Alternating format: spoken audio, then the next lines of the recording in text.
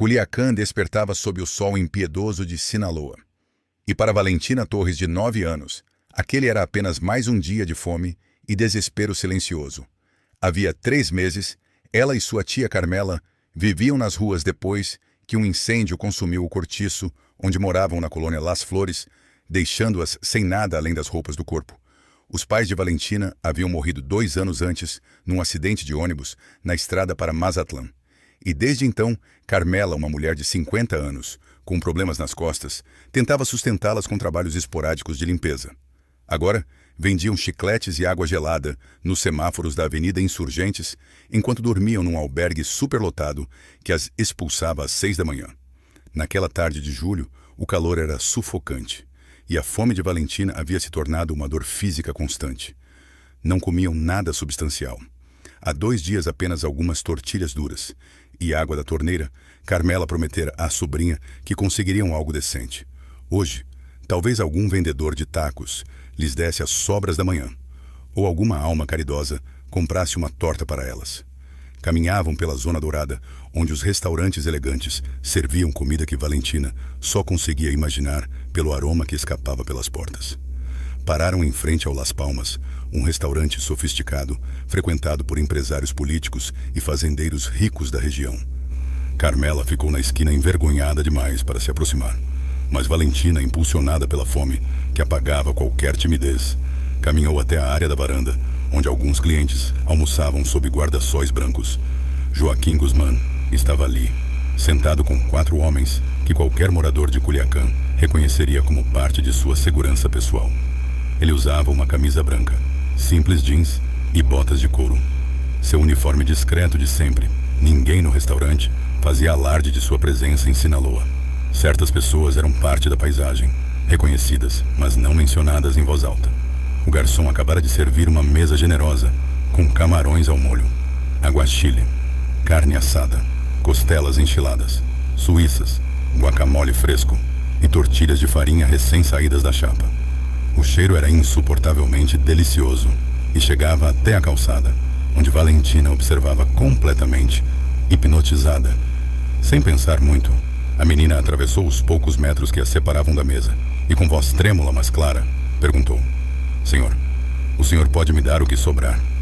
Um dos guarda-costas se tensionou imediatamente, mas Joaquim fez um gesto quase imperceptível com a mão esquerda que congelou o homem no lugar.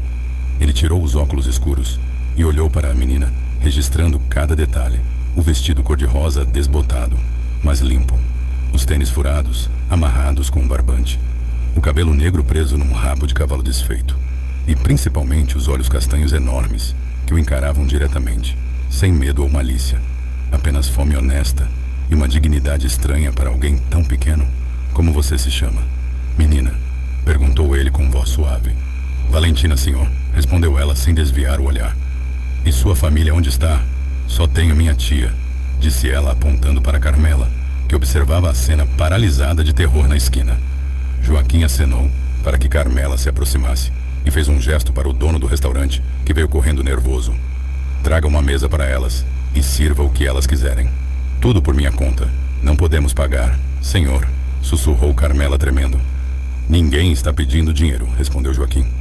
E havia algo em seu tom que não permitia réplica alguma, enquanto Valentina e Carmela comiam numa mesa próxima.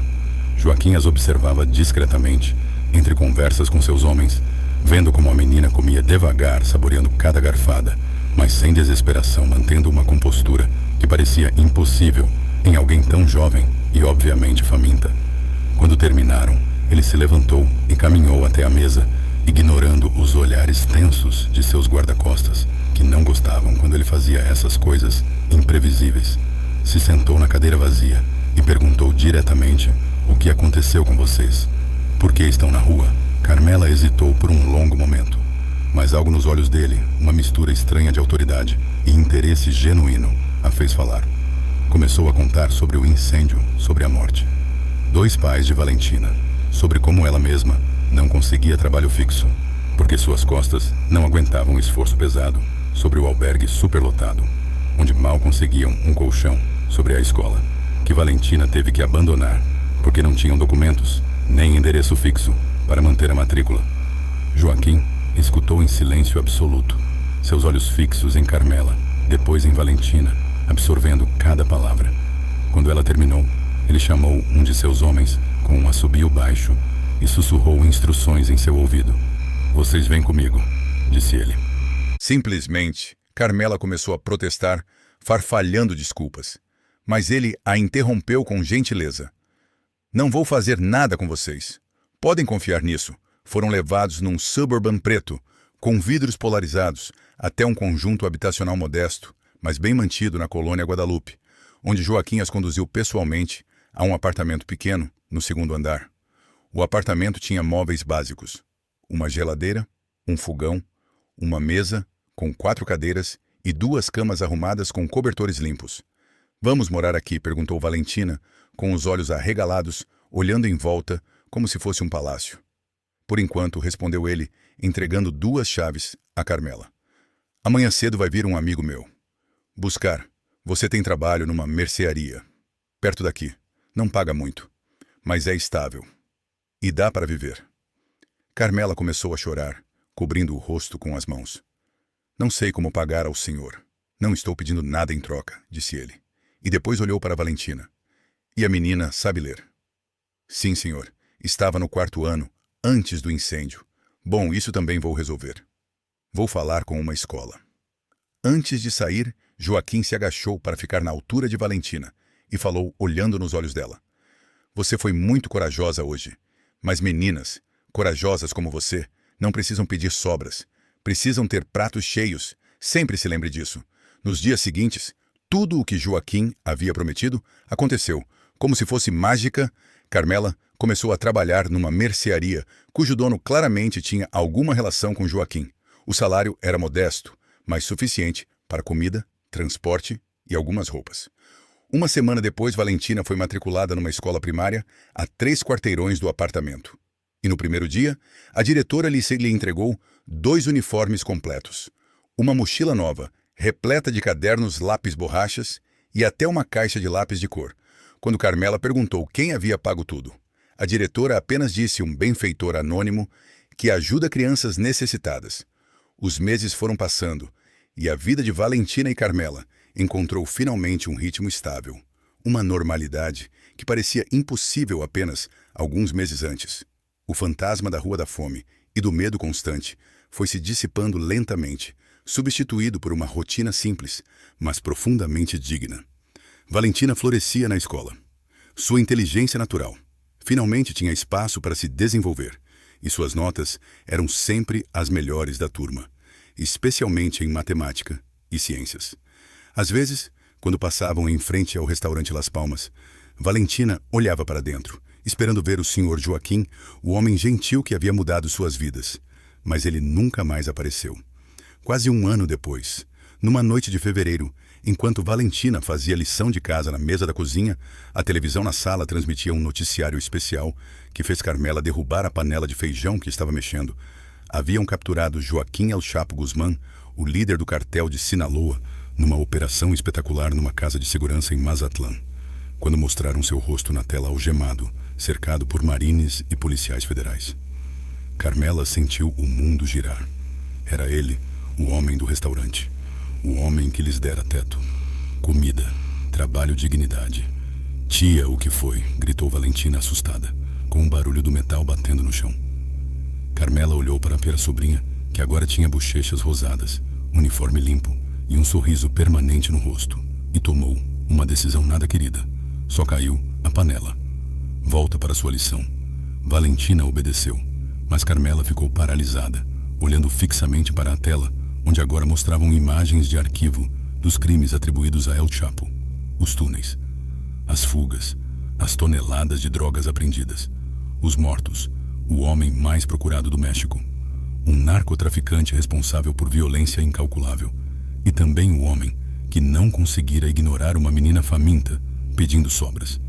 3 anos se passaram desde aquele encontro no restaurante, e Valentina agora, com 12 anos, continuava brilhando na escola. Tinha descoberto uma paixão por química e biologia, e falava em ser médica ou cientista. Carmela havia sido promovida a gerente da mercearia, graças ao seu trabalho honesto e responsável. O pequeno apartamento agora tinha plantas nas janelas, fotos emolduradas nas paredes e até uma pequena televisão nova que Carmela comprara em prestações. Era uma vida modesta, mas preenchida de dignidade e esperança. Numa tarde de sábado de muito calor, alguém tocou a campainha com insistência. "Eu vou, tia", gritou Valentina, correndo descalça até a porta. Ao abrir, encontrou uma mulher elegante de uns 40 anos, com óculos escuros grandes, uma bolsa de marca e roupas claramente caras, que contrastavam brutalmente com o corredor simples do prédio. "Procuro a senhora Carmela Torres", disse a mulher. "Sim, sou eu", respondeu Carmela, aparecendo atrás de Valentina, a mulher. Olhou brevemente para Valentina com uma expressão que Carmela não conseguiu decifrar. Exatamente, poderia falar com a senhora. A sós, Carmela hesitou, mas finalmente mandou Valentina para o quarto. Uma vez sozinhas, a mulher se apresentou. "Meu nome é Emma Coronel. Joaquim é meu marido." O coração de Carmela disparou, e ela sentiu as pernas fraquejarem. Agora reconhecia a mulher das notícias, a esposa do Chapo Guzmán, que também havia sido presa depois dele. "Ele me contou sobre vocês", continuou Emma, "antes de ser extraditado para os Estados Unidos. Me pediu que me certificasse de que estivessem bem." "Estamos bem, graças a ele", respondeu Carmela cautelosamente. "Não vim pedir nada", disse Emma, tirando um envelope grosso de sua bolsa. "Ao contrário, Joaquim quer que a menina tenha oportunidades, educação, um futuro melhor." Abriu o envelope, mostrando documentos. "Tem informação aqui sobre um fundo fiduciário educacional. Para Valentina vai cobrir todos os estudos dela, até a universidade. Tudo legal, tudo limpo." Carmela pegou o envelope com mãos que tremiam violentamente. "Não sei se posso aceitar isso. Não é dinheiro sujo." "Se é isso que te preocupa", disse Emma com certa dureza. "Este fundo vem de investimentos legítimos. Joaquim tem muitos negócios. Tinha muitos negócios que não têm nada a ver com o resto." Houve um silêncio pesado entre as duas mulheres, ambas pisando cuidadosamente num terreno perigoso. "Por que nós?", perguntou finalmente. "Carmela, deve haver milhares de famílias necessitadas em Culiacán. Por que Valentina?" Emma tirou os óculos escuros, revelando olhos cansados, mas intensos. "Joaquim teve uma infância muito dura. Vendia laranjas na serra, quando tinha a idade de Valentina. Passou muita fome. Muita." Fez uma pausa. Ele disse que quando a menina pediu as sobras e o olhou direto nos olhos, sem saber quem ele era, viu algo nela. Dignidade, coragem. Não sei exatamente. Mas o tocou, fez outra pausa mais longa. "Joaquim tem seus próprios filhos. Estão protegidos. Tem tudo. Mas diz que Valentina lhe lembrou quem ele era, antes de se tornar o que se tornou. E quer dar a ela a oportunidade que ele nunca teve, de estudar, de escolher um caminho diferente." Depois dessa visita, a vida de Carmela e Valentina mudou sutilmente, mas profundamente. Não houve mais visitas de Emma, nem de ninguém relacionado a Joaquim. Mas o fundo fiduciário era completamente real. A cada semestre chegava confirmação em documentos oficiais de que os estudos de Valentina estavam garantidos, cobertos integralmente.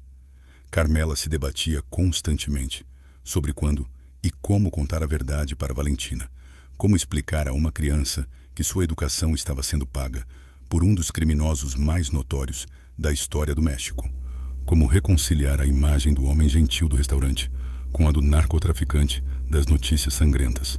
Quando Valentina completou 15 anos, já era uma adolescente brilhante, determinada e madura para sua idade. Havia ganhado vários concursos de ciências a nível estadual e sonhava em estudar medicina na UNAM. Sua festa de 15 foi modesta, mas linda, celebrada no salão da escola, com suas amigas mais próximas e alguns vizinhos. Naquela noite, depois que todos foram embora, Carmela e Valentina se sentaram na pequena varanda do apartamento, tomando limonada fresca e olhando as luzes de Culiacán. "Val, tem algo que preciso te contar", começou Carmela, "sobre o senhor que nos ajudou anos atrás, no restaurante." "O senhor Joaquim?", perguntou. "Valentina, o que está preso nos Estados Unidos." Carmela a olhou chocada. "Você sabia?" Valentina sorriu, com uma maturidade surpreendente. "Tia, eu moro em Culiacán. Todo mundo sabe quem é o Chapo. E quando comecei a receber as bolsas especiais, investiguei um pouco. Não foi difícil conectar as coisas. E você nunca disse nada. Você estava tão preocupada em me proteger. Não queria que se sentisse mal. Valentina pegou a mão da tia. Eu sei quem ele é e o que ele fez. As coisas boas e as coisas terríveis. Entendo que o mundo é mais complicado do que parece. Carmela abraçou a sobrinha sentindo um alívio imenso, misturado com um orgulho profundo por sua maturidade. Sabe o que vou fazer quando me formar médica? Continuou. Valentina, vou abrir uma clínica gratuita aqui, nos bairros pobres de Culiacán, para que nenhuma criança tenha que pedir sobras, nunca para que todos tenham acesso à saúde digna. Os anos correram. Valentina se formou no ensino médio, com honras máximas, e foi aceita na Faculdade de Medicina da UNAM, na Cidade do México. O fundo fiduciário, como prometido, cobriu absolutamente todos os gastos. Matrícula, moradia, livros, alimentação, tudo. Durante seu segundo ano de medicina, Valentina recebeu uma carta que vinha de uma prisão de segurança máxima nos Estados Unidos. O envelope tinha tantos carimbos oficiais que parecia um documento legal. A abriu com mãos trêmulas. Valentina, provavelmente você não se Lembra bem de mim, mas nos conhecemos quando você era uma criança pequena. Me perguntou se podia comer minhas sobras. Sua honestidade e sua dignidade me impactaram muito profundamente naquela tarde. Tenho seguido seu progresso ao longo dos anos. Sei que está estudando para ser médica. Estou orgulhoso. Embora não tenha nenhum direito de estar, minha vida tomou um caminho que não recomendaria a ninguém. Tomei decisões equivocadas, buscando poder e dinheiro, pensando que isso me daria a liberdade e o respeito, que não tive. Quando criança me enganei, completamente. A verdadeira liberdade está em poder escolher, em ter opções. Isso é exatamente o que quis te dar opções, a oportunidade de escolher um caminho totalmente diferente do que eu tomei. Não te escrevo buscando redenção ou perdão. Isso seria ridículo depois de tudo que fiz. Só quero que saiba que às vezes, mesmo nos lugares mais escuros, pode haver um lampejo de luz. Para mim, esse lampejo foi você, uma menina corajosa que me lembrou quem eu era, antes de me tornar o homem que o mundo conhece agora. Siga em frente. Valentina, construa algo bom, algo que ajude as pessoas, e lembre sempre que as sobras nunca vão ser suficientes para alguém como você. Você merece pratos cheios e também merece dar pratos cheios aos outros, com respeito e admiração. Joaquim Guzmán. Valentina leu a carta inúmeras vezes naquela noite, sentindo uma avalanche de emoções contraditórias. Raiva, tristeza, gratidão, confusão. Tudo misturado. Finalmente, aguardou cuidadosamente numa caixa, onde conservava seus objetos mais preciados. Ligou para Carmela como fazia todas as semanas. Recebi uma carta dele, disse sem rodeios. Houve silêncio na linha. E como você se sente? Perguntou finalmente. Carmela, confusa. Eu acho, respondeu. Valentina, é estranho ter essa conexão com alguém que o mundo considera um monstro, mas que literalmente mudou nossas vidas com um ato de bondade. Pausou. Você acha que ele fez isso por manipulação, por se sentir poderoso? Não sei, querida, respondeu Carmela, com absoluta honestidade. Os seres humanos são muito complicados. Até as pessoas que fazem coisas terríveis podem ter momentos de bondade genuína, e talvez ele tenha visto em você algo que lhe lembrava de si mesmo antes de tomar o caminho que tomou. Valentina refletiu sobre isso. Sabe, outro dia na aula, estávamos falando sobre ética médica, sobre como devemos tratar todos os pacientes com a mesma dignidade, sem importar quem sejam ou o que tenham feito. Me fez pensar muito nele. E o que você pensou? Que talvez todos mereçamos ser vistos como algo mais que nossas piores ações, não para desculpá-las, mas para lembrar que a humanidade é mais complexa que simples rótulos de bom ou mal. Os anos continuaram passando. Valentina se graduou na Faculdade de Medicina, com honras e especialização em medicina familiar. E fiel à promessa que fizera, retornou a Culiacán para abrir uma clínica nos bairros mais pobres. Utilizou os últimos fundos do fundo fiduciário como capital inicial e conseguiu apoio de ONGs nacionais e internacionais para manter o projeto funcionando. A Clínica Esperança abriu suas portas numa manhã de março, numa casa adaptada na colônia Las Flores, ironicamente muito perto de onde ficava o cortiço que havia queimado anos antes. Além de atendimento médico gratuito, a clínica oferecia programas de nutrição, apoio psicológico, oficinas educativas para mães solteiras e distribuição de medicamentos básicos. Na entrada, um pequeno letreiro pintado à mão dizia: aqui ninguém precisa pedir sobras. Uma tarde, enquanto Valentina atendia uma criança com bronquite, notou uma mulher elegante, mas visivelmente envelhecida na sala de espera. Apesar dos anos transcorridos, reconheceu imediatamente Emma. Coronel, quando terminou com seu paciente, convidou Emma para seu consultório. A mulher parecia ter envelhecido décadas, com cabelos grisalhos precoces e linhas profundas de preocupação no rosto. Ele faleceu, disse Emma, sem preâmbulos ontem à noite. Na prisão, um ataque cardíaco. Valentina sentiu uma pontada inesperada de tristeza genuína. Sinto muito mesmo, de verdade. Emma assentiu, agradecendo o gesto. Queria que você soubesse que nos últimos anos dele, ele continuava perguntando por você. Contei a ele sobre a clínica, sobre seu trabalho aqui. Isso lhe deu muita paz. Saber disso, tirou um envelope de sua bolsa. Ele me pediu que te entregasse isto quando chegasse o momento. Valentina pegou o envelope com cautela dentro. Havia uma carta breve e uma chave pequena. Valentina, se você está lendo isto, já não estou neste mundo. Quero que saiba que sua carta de resposta, anos atrás, significou muitíssimo para mim. Você me contou sobre seu sonho da clínica, sobre ajudar os que não têm nada. É um sonho muito nobre. A chave abre um cofre no Banco del Pacífico, aqui em Culiacán. O que você encontra lá é legalmente seus fundos. Completamente limpos de investimentos legítimos que reservei especificamente para este propósito.